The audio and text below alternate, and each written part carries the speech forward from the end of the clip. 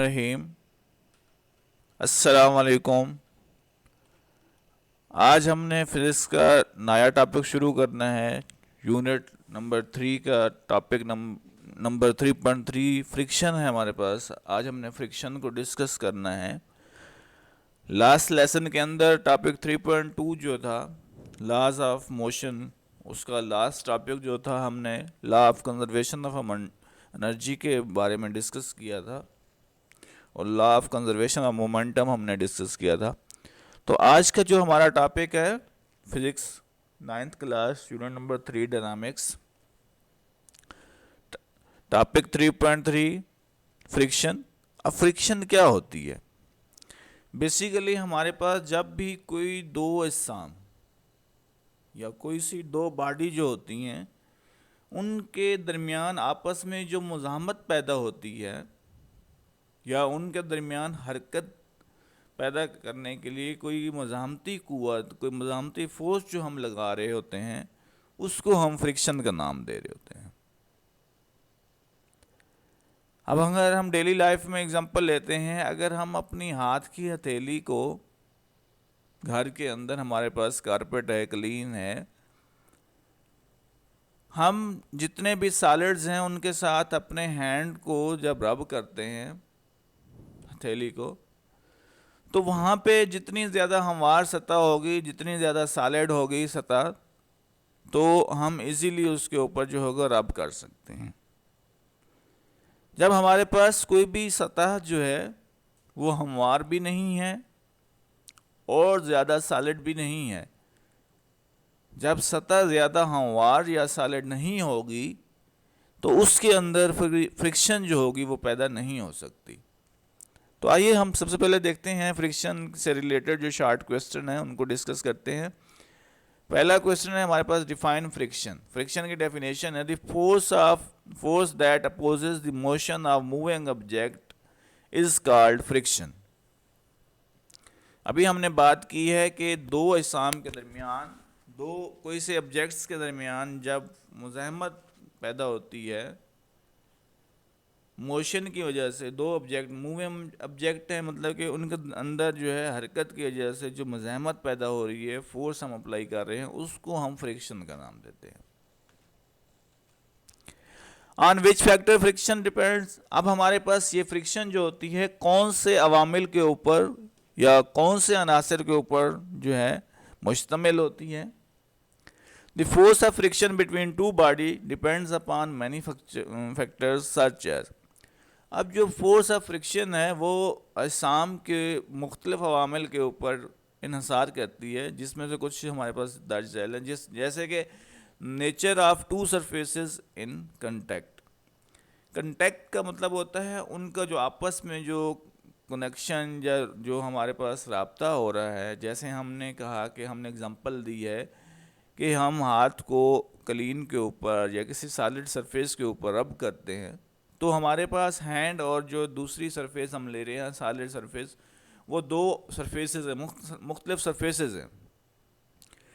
Nature of, अब उन दोनों की नेचर हमने देखनी है। Nature of two surface in contact, उन दोनों सरफेसेस की नेचर जो है आपस में किस तरह से कंटेक्ट कर रही है, उनका किस तरह से रिलेशन जो है वो हमारे पास बिल्ड हो रहा है।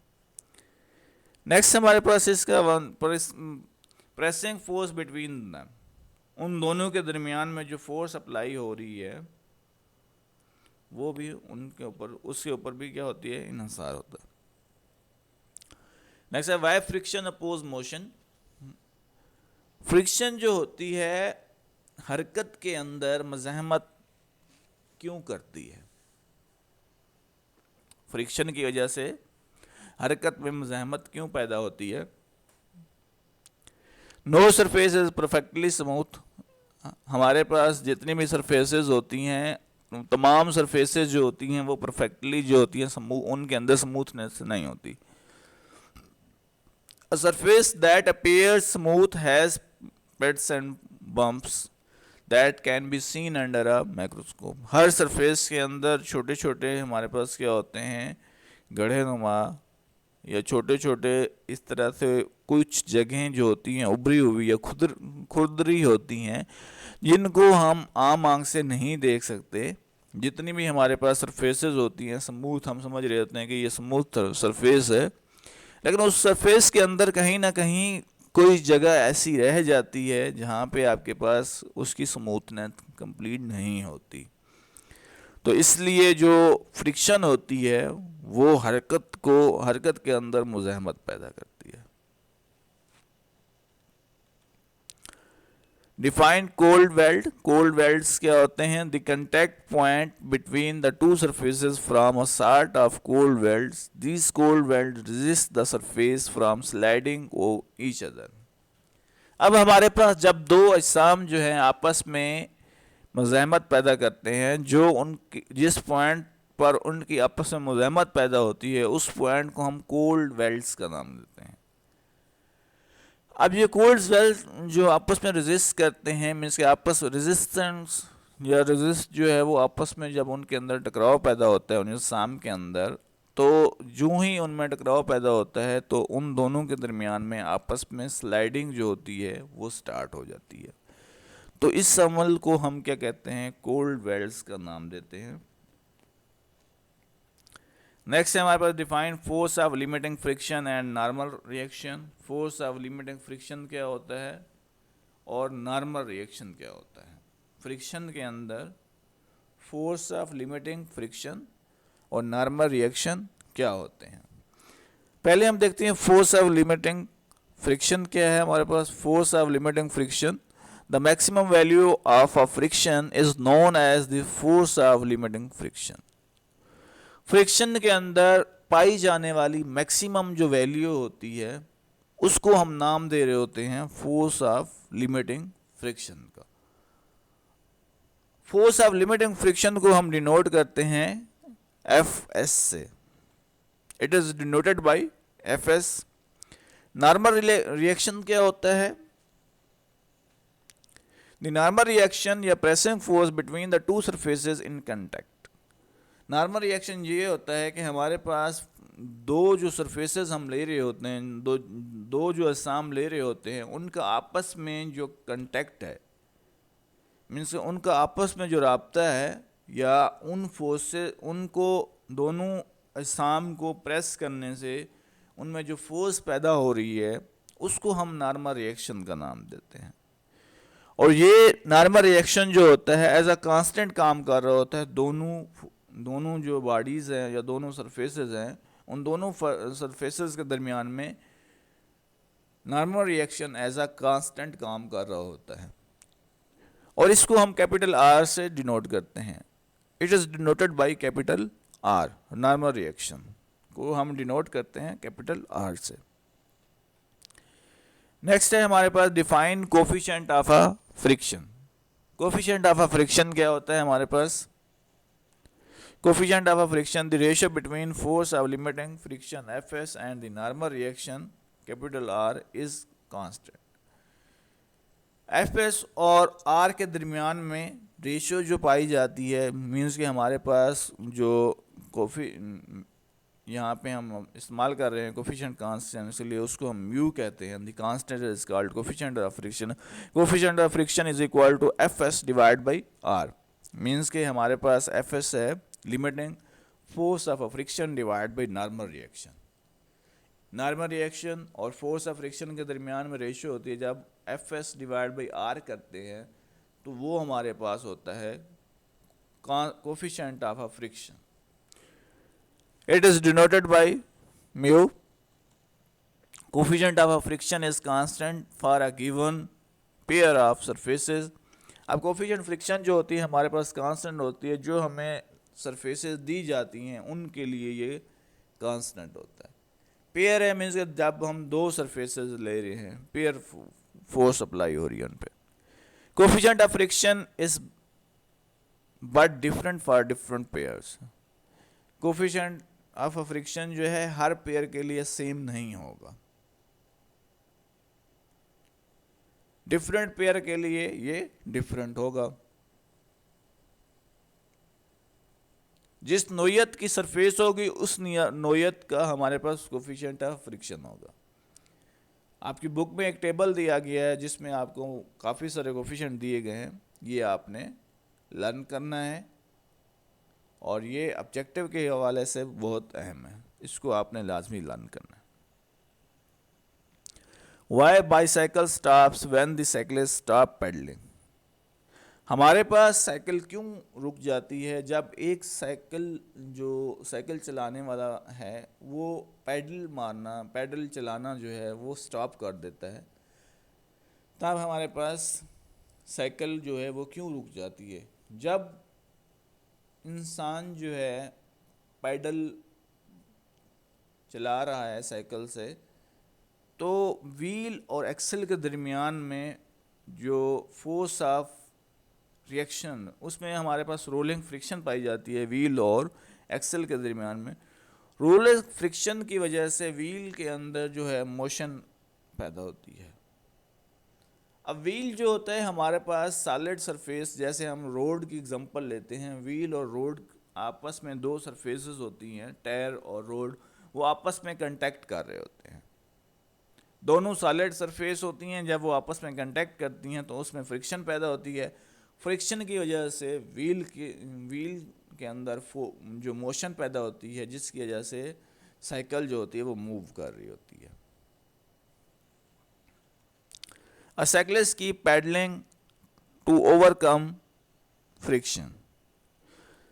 जब एक साइकिलिस्ट जो होता है पेडलिंग कर रहा होता है तो वो उस फ्रिक्शन को क्या कर रहा होता है? ओवरकम कर रहा होता है। Naturally there must be some force that stops moving object. तो हमारे पास कुदरती अमल है, जब भी हम किसी चलते हुए शाम को रोकना चाहते हैं तो उसके लिए हमें कोई ना कोई फोर्स दरकार होती है। Since force are not only moves an object but also stop moving object. Force से सिर्फ हम ये नहीं है कि हम अजसाम को हरकत में ला सकते हैं, बल्कि फोर्स को अप्लाई करके हम उन अजसाम को जो हरकत में अजसाम होते हैं उनको रोक भी सकते हैं।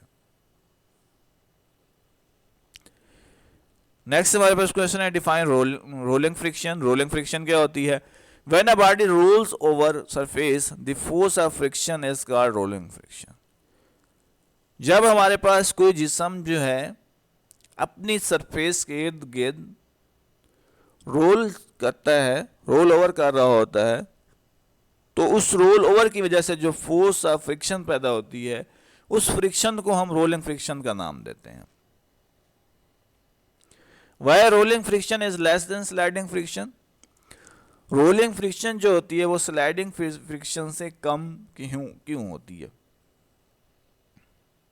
When the axle of a wheel is pushed, the force of friction between the wheel and the ground at the point contact provide the reaction force. अभी हमने इस एग्जांपल को, रोलिंग फ्रिक्शन वाली एग्जांपल को डिस्कस किया है previous question के अंदर। जब हमारे पास व्हील और एक्सल के अंदर उनको पुश करते हैं तो फोर्स ऑफ फ्रिक्शन जो होती है व्हील और ग्राउंड में हमने बात की है, जैसे हम ग्राउंड की जगह पे हम टायर रोड ले रहे हैं तो वो दो सरफेस होती हैं, टायर और रोड जो हैं वो आपस में कांटेक्ट करते हैं, जिसकी वजह से आपके पास रिएक्शन फोर्स पैदा होती है और उसके अंदर मोशन पैदा होती है। The reaction force acts at the contact point of the wheel in the direction opposite to the applied force. तो न्यूटन थर्ड लॉ के मुताबिक हमारे पास हमने पढ़ा था कि every reaction has a same reaction but in opposite direction. हर एक रिएक्शन के ऊपर जब भी हम कोई फोर्स अप्लाई करते हैं तो उस फोर्स के अगेंस्ट जो होता है अपोजिट फोर्स भी अप्लाई हो रही होती है या पैदा हो रही होती है। द व्हील रोल्स विदाउट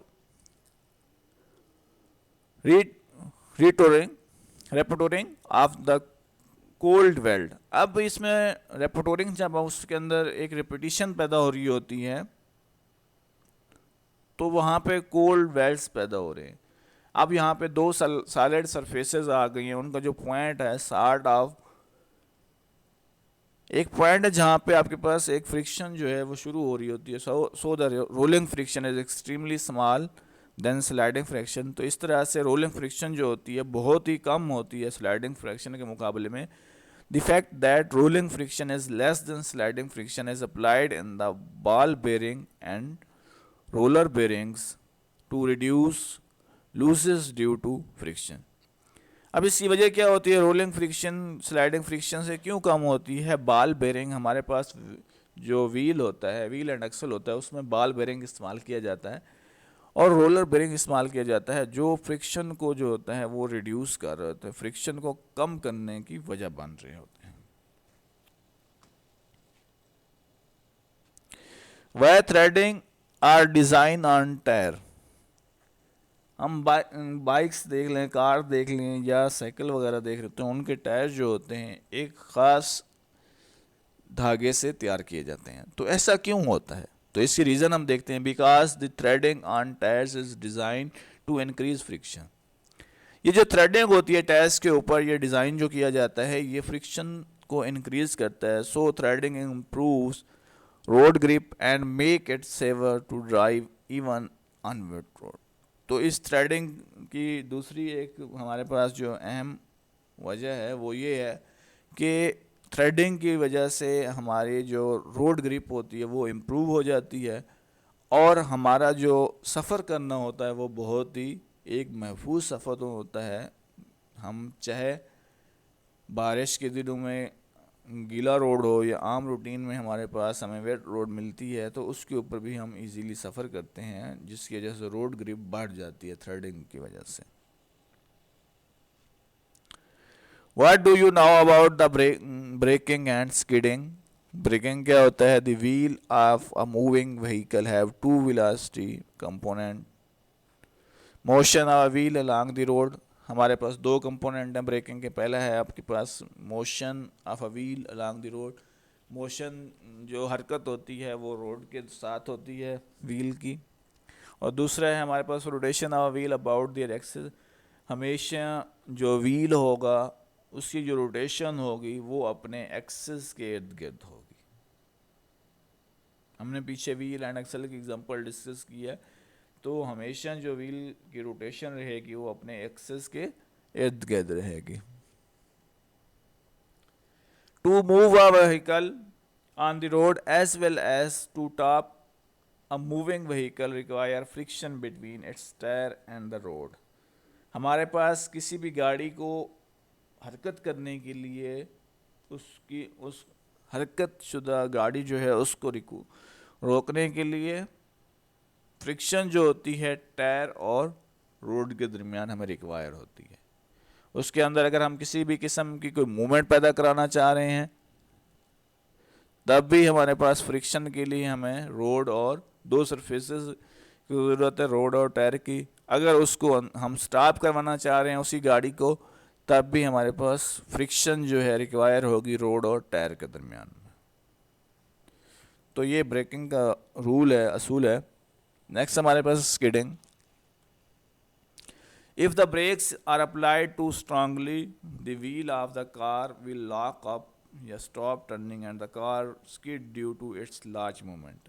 अगर हाई स्पीड में गाड़ी जा रही है, हम अचानक फुल ब्रेक जो है प्रेस करते हैं तो लार्ज मोमेंटम की वजह से हमारा कार है या हमारे पास दूसरी कोई भी गाड़ी है या हमारे पास साइकिल है, बाइक है, तो उसके अंदर स्किडिंग प्रोड्यूस होगी लार्ज मोमेंटम की वजह से, क्योंकि हम हाई स्पीड में जा रहे हैं और हमने फुल ब्रेक जो है स्ट्रांगली ब्रेक जो है वो प्रेस किया है, जिसकी वजह से हमारे पास स्किडिंग प्रोड्यूस होगी।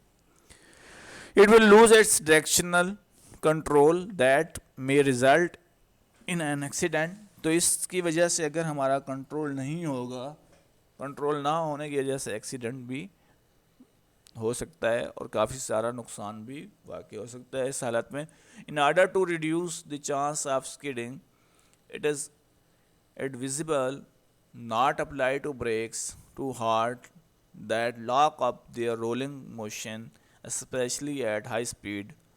तो हमें क्या इससे एहतियात ये बरतनी चाहिए कि हमें जो है ब्रेक्स को हार्ड लॉक नहीं करना चाहिए और स्पेशली ये है कि हमारे पास रोलिंग फ्रिक्शन जो है उसमें हाई स्पीड नहीं होनी चाहिए। Moreover it is unsafe to drive vehicle with the worn out tyre. So इससे क्या दूसरा नुकसान ये होता है कि अगर हम इस तरह से एक महफूज या एक मोहतात ड्राइविंग नहीं करेंगे तो हमारे पास जो है टायर जो होता है गाड़ी का वो बहुत जल्दी जो है ख़त्म हो जाता है, अनसेफली रिएक्शन होते हैं स्किडिंग की वजह से, तो वो बहुत जल्दी फारिग हो सकते हैं, टायर्स जो होते हैं। नेक्स्ट क्वेश्चन है, write the advantage and disadvantage of a friction. Advantage of a friction and disadvantage of friction. सबसे पहला एडवांटेज है हमारे पास, we can not write if there would be no friction between paper and pencil. जब हमारे पास किसी भी कोई हम पेंसिल और पेपर काम कर रहे हैं, इन दोनों के दरमियान में कोई किसी भी किस्म की कोई फ्रिक्शन नहीं होगी तो हम कोई भी चीज़ राइट नहीं कर सकते। अगर हम पेपर और पेंसिल से लिख रहे होते हैं तो इनके दरमियान हम कोई फोर्स अप्लाई कर रहे होते हैं। अब पेंसिल को बगैर प्रेस किए आप ऐसे ही पेपर के ऊपर अपने हाथ से कोई बगैर फोर्स अप्लाई किए हुए आप पेंसिल से तो पेपर के ऊपर नहीं लिख सकते। तो इसमें कहा गया है कि we can not write if there would be no friction between paper and the pencil. तो फ्रिक्शन की जब हमने डेफिनेशन की थी, हमारे पास हमने कहा था कि फोर्स अपोज करती है दो सरफेसेस के दरमियान में, दो ऑब्जेक्ट के दरमियान में, वो मज़ाहमत पैदा करती है। फोर्स तो हमें चाहिए। अब पेपर और पेंसिल दो सरफेसेस तो हैं हमारे पास, तो इसके लिए हमें क्या चाहिए, फोर्स चाहिए।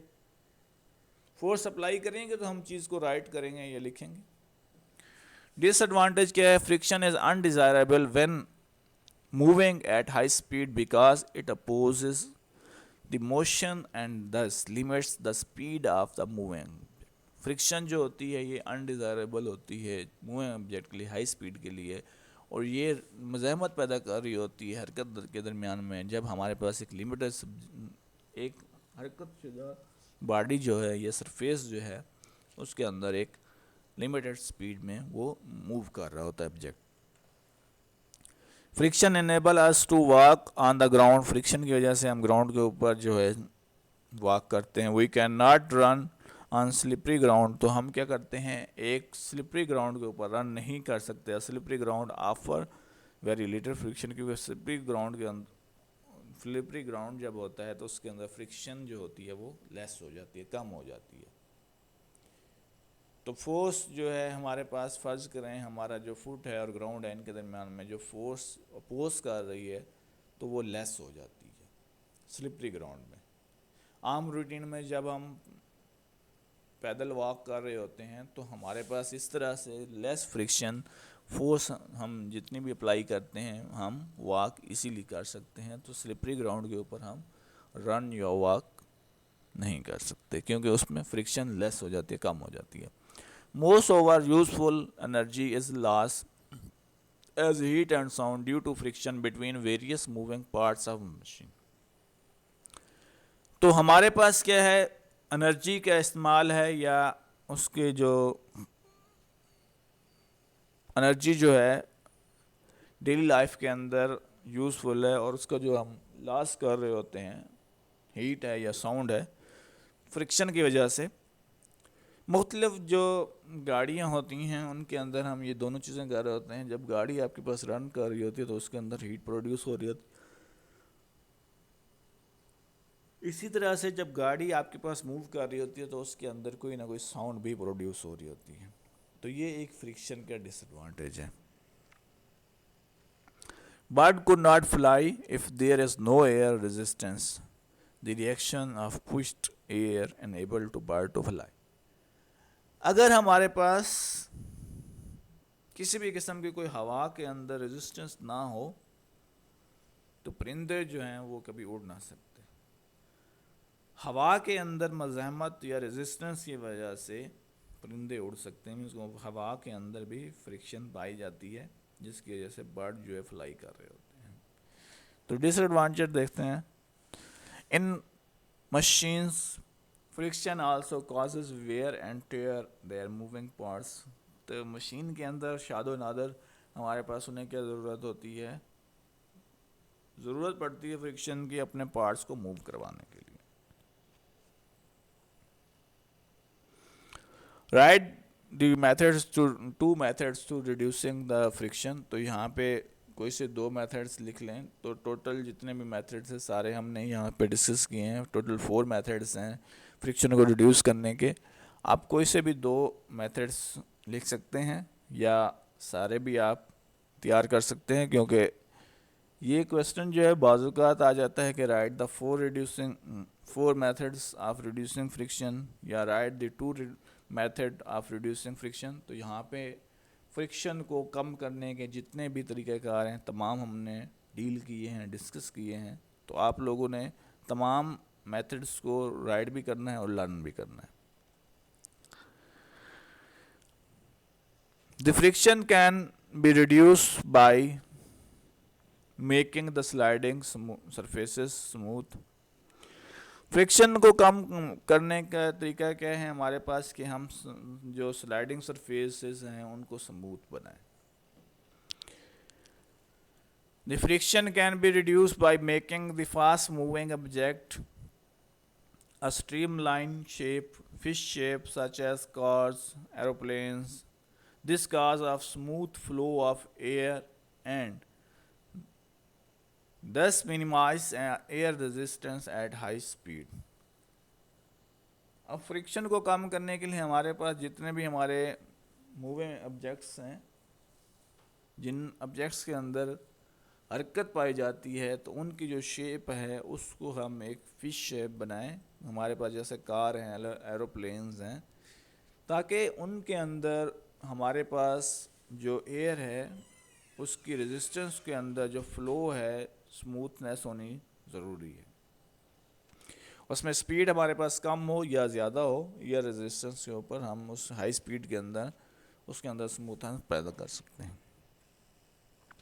लुब्रिकेंट ऑफ स्लाइडिंग सरफेस, तो हमारे पास स्लाइडिंग सरफेसेस के अंदर लुब्रिकेटिंग होना ज़रूरी है। लुब्रिकेटिंग में आपके पास क्या है कि आपके पास जो फ्रिक्शन जो सरफेसेस हैं उन लुब्रिकेंट हमारे पास एल्स वगैरह होते हैं, तो उसमें एल्स का इस्तेमाल भी होना ज़रूरी है।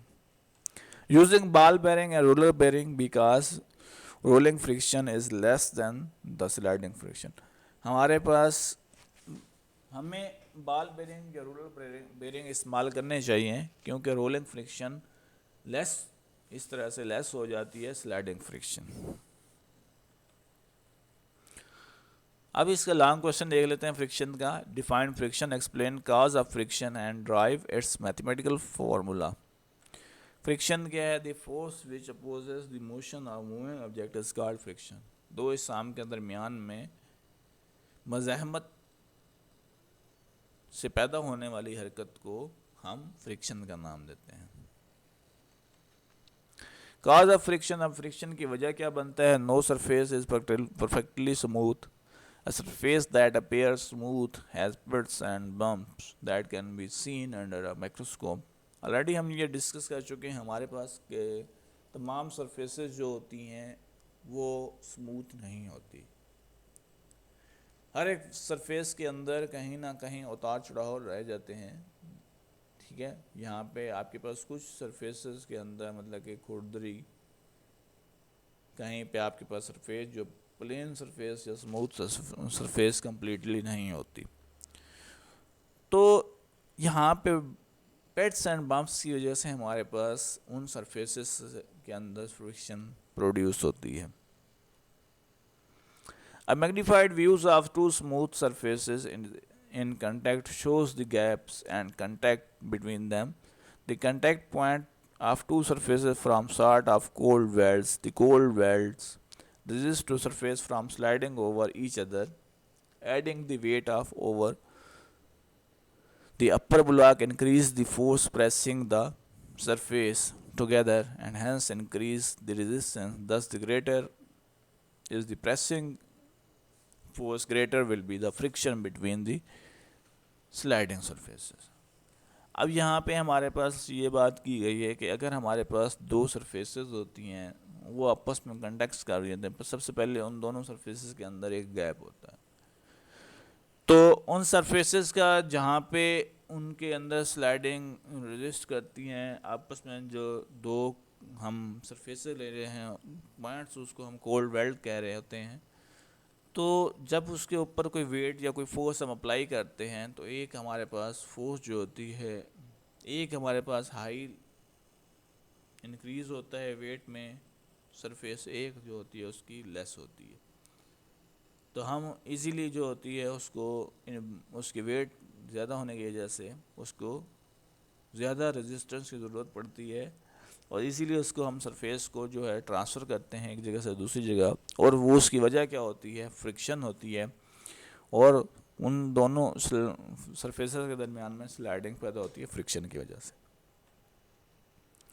मैथमेटिकल डेरिवेशन हमारे पास है, friction is equal to the applied force that tends to move body at rest. Friction जो होती है हमारे पास उसके ऊपर अप्लाई होने वाली फोर्स की इक्वल होती है जब एक जिस्म जो होता है वो रेस्ट की हालत में होता है। It increase with the applied force.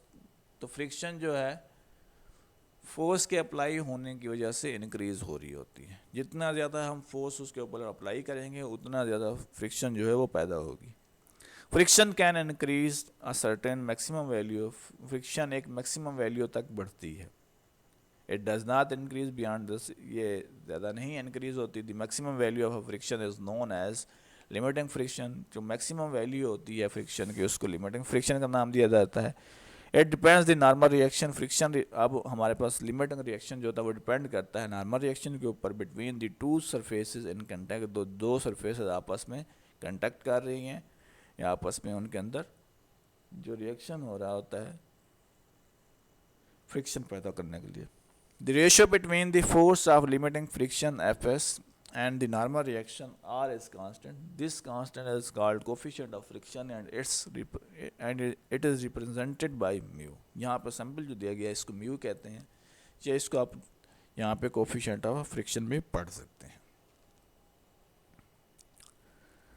Coefficient of friction is equal to limiting force of reaction या force of limiting friction divide by normal reaction, mu equal to F S over R. अब यहाँ पे जो are है यहाँ पे divide हो रहा है, दूसरी साइड पे जाके क्या होगा, मल्टीप्लाई हो जाएगा। तो यहाँ पे F S is equal to mu R आ गया है। अब हमने यहाँ पे क्या करना है, आर जो है नॉर्मल रिएक्शन जो है वो किसके इक्वल है, फोर्स के इक्वल है। If M be the mass of a block then for horizontal surface R is equal to mg। Normal reaction है, R को हम यहाँ पे फोर्स भी ले सकते हैं F, तो F S is equal to mu M G आ जाएगा हमारे पास, कंप्लीट जो फार्मूला बन जाएगा इसका। अब यहाँ पे आपको एक सरफेस दिखाई गई है जिसमें जो मास है, एक वुड है, उसको हम उसके अंदर फ्रिक्शन प्रोड्यूस कर रहे हैं। यहाँ पे ये एक्टिविटी एक छोटी सी, इसको आप ज़रा गौर से देख लें। तो एक वुड जो है वहाँ पे वेट की वजह से उसके अंदर फ्रिक्शन जो है फोर्स ऑफ लिमिटिंग फ्रिक्शन की वजह से वो ट्रांसफ़र हो रही है, लेफ़्ट टू राइट मूविंग कर रही है। फ्रिक्शन जो है उसके अंदर 40% फ्रिक्शन लिमिटिंग एफ एन से मुराद है हमारे पास force limiting force of reaction, या जो आपके पास नॉर्मल फोर्स है वो 40% से इसके ऊपर हम अप्लाई कर रहे हैं। Friction is desirable. Friction is needed to walk on ground. Friction हमारे पास क्यों डिज़ायरेबल है, क्योंकि हमें फ्रिक्शन की वजह से हम चलते हैं। It is risky run out on wet with the shoe and have smooth soles. ये रिस्की होता है गीले फर्श के ऊपर चलने के लिए। हम जब शूज़ से गीले फर्श के ऊपर रन करते हैं या चलते हैं, उसके अंदर शू के अंदर स्मूथ सोल्स होते हैं जिसकी वजह से ये रिस्की होता है। Athletes use special shoes that have extraordinary ground gap। Athletes जो होते हैं वो एक स्पेशल किस्म के शूज़ इस्तेमाल करते हैं जिनके ऊपर एक ख़ास किस्म का गैप होता है, ग्राउंड गैप होता है, जिसकी वजह से वो स्लिप नहीं करते। So shoes prevent them from slipping while running fast. जब हम ज़्यादा रन करते हैं, तेज़ी से भागते हैं, तो उससे हमारे पास वो हमें स्लिप होना से बचाता है। To stop over bicycle we apply bike brakes. जब हमने अपनी गाड़ी या साइकिल को स्टॉप करना होता है तो उसके लिए हम ब्रेक्स अप्लाई करते हैं। The rubber pads pressed against the RIMS provide friction, तो हमारे पास ब्रेक्स के एक रबर पैड्स होता है जो रिम के साथ मज़ाहमत पैदा करता है, जिसकी वजह से क्या होती है, ब्रेक सप्लाई होती है। It is the friction that stops the bicycle. तो इस तरह से फ्रिक्शन को अप्लाई करते हुए हम बाइसाइकिल्स को स्टॉप्स करते हैं। नेक्स्ट हमारे पास क्विक क्विज है। Which shoe offer less friction? Smooth surface shoe offer less friction. ऐसे जूते जिनकी सरफेस जो होगी वो स्मूथ होगी तो वो लेस फ्रिक्शन का बहस बनेंगे। Which shoe is better for walking on dry tracks? The smooth surface shoe is better for walking on day track.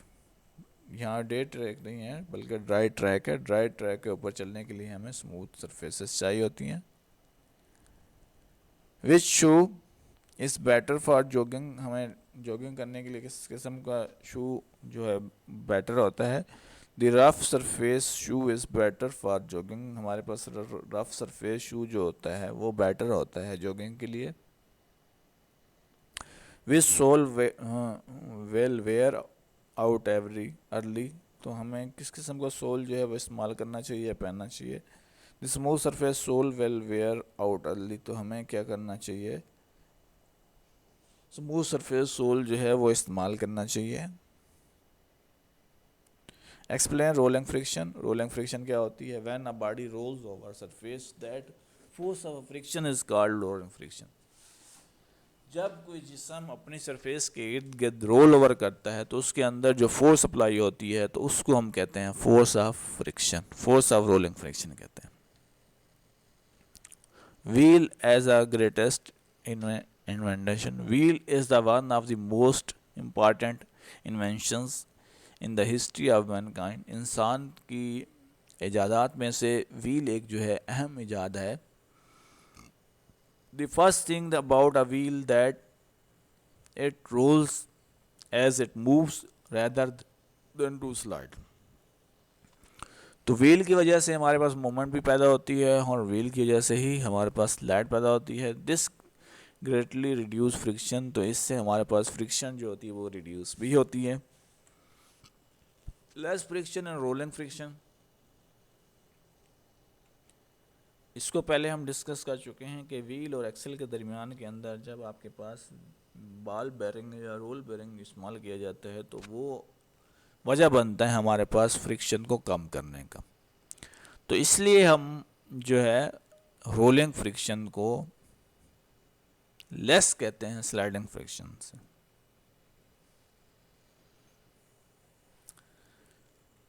Next इसकी एक्टिविटी यहाँ पे देख लें। यहाँ पे एक बेरिंग दिखाया गया है आपको और इसके साथ ही इसकी थोड़ी सी एक्सप्लेनेशन हमने दी है। As the ball rolls around between and outer and inner ring. अब इस बेरिंग के अंदर और बाहर जो होती हैं बॉल्स होती हैं जो रोल करती हैं उसके इर्द गिर्द, रिंग्स के इर्द गिर्द, they reduce friction and enable the shaft to rotate more smoothly with the lower energy requirement. कम एनर्जी रिक्वायरमेंट के ऊपर भी ये अपनी शाफ्ट को मूव करने में मदद देते हैं। Necessary road grip. तो हमारे लिए रोड ग्रिप जो है वो ज़रूरी क्यों होता है? The wheel would not roll on pushing it if there would be no friction between the wheel and the ground. Wheel के लिए ज़रूरी नहीं होता कि उसके अंदर रोलिंग फ्रिक्शन, उसे पता हो कि रोलिंग फ्रिक्शन जो है ग्राउंड और उसके गिर्द जो ग्राउंड के गिर्द किसी किस्म की कोई फ्रिक्शन नहीं पाई जा रही। Thus the friction is desirable for wheel to roll over a surface. It is dangerous to drive on the wet road because friction between the road and tire is very small। तो बहुत ही ख़तरनाक होता है हमारे पास एक गीले road के ऊपर ड्राइव करना, क्योंकि रोड और टायर के दरमियान फ्रिक्शन जो होती है वो बहुत कम हो जाती है। This increase chance of slipping the tyre from the road. तो इसकी वजह क्या होती है कि हमारे पास हमें स्लिप होने के चांस बहुत ज़्यादा होते हैं। The threading on the tyre is design increase friction. तो हमारे पास टायर को इस तरह से डिज़ाइन किया जाता है कि उसके ऊपर थ्रेडिंग इस्तेमाल हुई होती है जो फ्रिक्शन को इंक्रीज करता है। Thus threading improve the road grip and make it safer to drive even on wet road. तो हमारे पास थ्रेडिंग जो होती है हमारा रोड ग्रिप को इम्प्रूव करता है और हमारा जो सफ़र होता है उसको महफूज करने के लिए गीले रोड के ऊपर भी हम उसको इस्तेमाल करते हैं ड्राइव के लिए। Sliding friction in brakes. A cyclist apply brakes to stop his or her cycle. As soon as brakes are applied, the wheel stops rolling and begin to slide over the road. एक cycle चलाने वाला cycle चला रहा हो या cycle चला रही हो, जो ही वो ब्रेक अप्लाई करते हैं तो रोड और ब्रेक्स के दरमियान में रोलिंग फ्रिक्शन पैदा होती है जिसकी वजह से स्लाइड पैदा होती है। Since the sliding friction is much greater than rolling friction, तो sliding friction अगर rolling friction से greater है, therefore the cycle stops very quickly, तो आपके पास साइकिल जो हो अचानक से स्टॉप हो जाती है अगर स्लाइडिंग फ्रिक्शन ज़्यादा होगी किससे, रोलिंग फ्रिक्शन से। तो यहाँ पे एक्टिविटी आपको दिखाई गई है रोलिंग फ्रिक्शन की। ये व्हील जो है वो रोल कर रहा है, बाहर जो आपको दिखाया गया ये एक व्हील है और उसके अंदर है ये रोटेशन जो है ये आपके पास रोलिंग फ्रिक्शन की दिखाई गई है। If there were no balls between the axis and their outer ring, अगर हमारे पास किसी भी किस्म का कोई भी रिंग आउटर रिंग बॉल्स वगैरह हम नहीं इस्तेमाल करते, the friction produce would mean that extra energy would be needed to rotate the axes. तो हमें अगर किसी भी किस्म का कोई बॉल बेरिंग या रोलिंग बेरिंग हम इस्तेमाल नहीं करते तो उसके लिए हमें एक्स्ट्रा एनर्जी की ज़रूरत होती है फ्रिक्शन प्रोड्यूस करने के लिए। जो हमारे पास व्हील है उसको अपने एक्सेस के इर्द गिर्द रोटेट करने के लिए हमें एक्स्ट्रा एनर्जी रिक्वायर होती है। क्विक क्विज है हमारे पास, why is it easy to roll a cylindrical eraser on the paper sheet then to slide it? It is easy to roll cylindrical eraser on the paper sheet then to slide it because rolling friction is less than sliding friction. Rolling friction जो होती है sliding friction से less होती है, इसलिए हमें razor को paper के ऊपर इजीली मूव करा सकते हैं। Do we roll or slide the eraser to remove the pencil work from our notebook? क्या हम रोल या स्लाइड अरेजर की वजह से रिमूव कर सकते हैं अपना जो पेपर के ऊपर काम किया हुआ है पेंसिल की वजह से। We slide the eraser to remove the pencil work from over notebook because in this way friction is move. हम क्या करते हैं, स्लाइड्स करते हैं, मीन्स कि हम लेफ़्ट टू राइट अरेजर को लेफ़्ट टू राइट या टॉप टू बॉटम हम पेपर के ऊपर क्या कर रहे होते हैं, एक स्लाइड कर रहे होते हैं। जो मूवमेंट होती है वो तो हम स्लाइड कर रहे होते हैं, हम अपने पेपर के ऊपर किए हुए काम को रब कर रहे होते हैं। अब ये तो नहीं है कि पेपर के इर्द गिर्द आप उसको मूव करवा रहे होते हैं, उसकी राउंड रोल शक्ल में आप मूव करवा देते हैं, नहीं, बल्कि आप क्या करते हैं उसके ऊपर पेपर की जो लेयर है, जो सरफेस है, उसके ऊपर उसको स्लाइड करा रहे होते हैं, जिसकी वजह से काम जो है आपका ख़त्म हो रहा होता है और फ्रिक्शन पैदा होने की वजह से ये काम जो है वो आप उसको रेज कर रहे होते हैं। Next, explain role of a friction in braking and explain skidding. Braking, the wheel of a moving vehicle have two velocity of a component, motion of a wheel along the road, rotation of a wheel about their axis. To move a vehicle on the road as well as to stop a moving vehicle require to friction between its tire and road. अब हमारे पास example है breaking की। Breaking ये होता है कि road के इर्द गिर्द आपको किसी भी चीज़ को मूव करवाने के लिए, जो स्टॉप करने के लिए आपको दो सरफेसेस के दरमियान आपस में कंटेक्ट की ज़रूरत होती है। If the road is slippery, अगर आपके पास रोड स्लिपरी हो, or the tyres are worn out, then the tyres instead of rolling slip over the road. अगर आपके पास टायर्स जो हैं बिल्कुल ख़त्म हो चुके हैं, जैसा कि ख़त्म होने के करीब हैं, तो उसके अंदर रोलिंग फ्रिक्शन पैदा नहीं होगी, बल्कि आपका जो रोड के ऊपर आपकी गाड़ी जो होगी वो स्लिप होगी। The vehicle will not move if the wheel start slipping at the same point on the slippery road, तो इस तरह से स्लिपरी रोड के ऊपर अगर गाड़ी के जो व्हील होंगे वो स्लिप करेंगे तो गाड़ी जो है वो मूव नहीं करेगी। Thus for the wheels to roll, तो इस तरह से व्हील जो होगा वो रोल होगा। The force of a friction या gripping force between the tyres and the road must be enough that prevent them from slipping. तो इस तरह से हमारे पास फ्रिक्शन जो रोड ग्रिप है, ग्रिपिंग फोर्स जो है वो हमें क्या करेगी, उससे बचाएगी स्लिप होने से।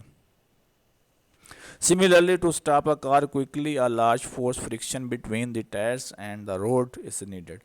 इसी तरह से अगर हमारे पास एक गाड़ी है, कार है, उसको हम स्टॉप करवाना चाहते हैं एक लार्ज फोर्स ऑफ फ्रिक्शन से, तो रोड और टायर्स के दरमियान फ्रिक्शन हमें ज़रूरी होता है। But there is a limit to this force of friction that tyres can provide.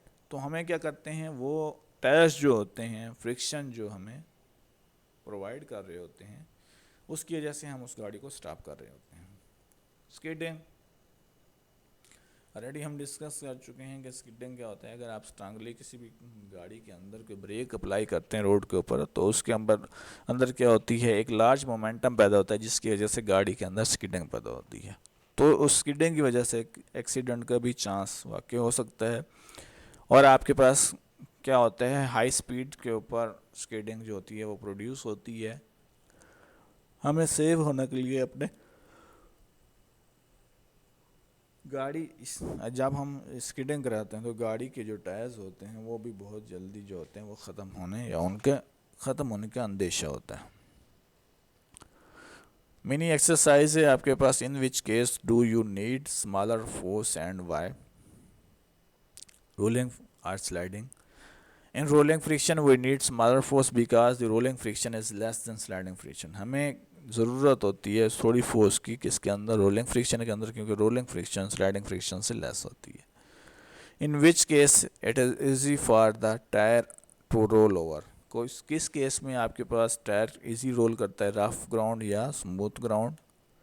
It is easy for tyre to roll over on the smooth ground. अगर आपके पास रफ सरफेस होगी, मीन्स के आपके पास जगह जगह पे रोड जो है टूटी हुई हो या उसके रोड के ऊपर कोई गड्ढे वगैरह हों, तो आप वहाँ पे इजीली जो हैं वो ड्राइव नहीं कर सकते या रोल नहीं कर सकता।